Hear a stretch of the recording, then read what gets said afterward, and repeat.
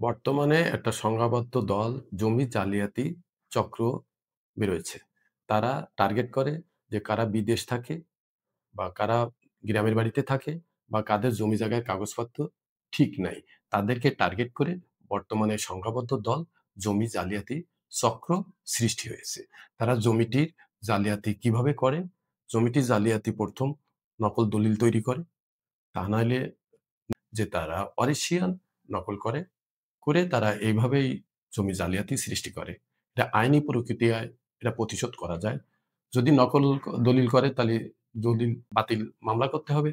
আর যদি অরিজিয়ান করে তাহলে অরিজিয়ান বাতিলের মামলা করতে হবে। আবার দখল প্রতিরোধ। অনেকে এইসব কাগজপত্র তৈরি করে দখল করে। তখন দখল প্রতিরোধের একটা মামলা করতে হবে। জাল দলিলের প্রতিরোধের একটা মামলা করতে হবে। আমার জমিটা সবসময় বাউন্ডারি করে রাখতে হবে। খাজনা খারিজ আপ টু ডেট করে রাখতে হবে।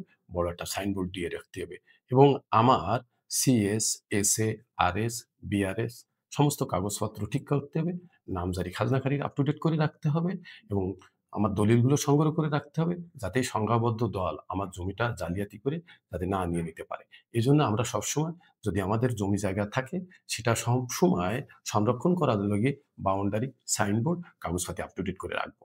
তাহলে এই সংখ্যাবদ্ধ দলকে আমরা প্রতিহত করতে পারবো। ভালো থাকবেন। আবারও দেখা হবে সম্প্রতি বাংলাদেশে অন্য একটা কোনো বিষয় নিয়ে।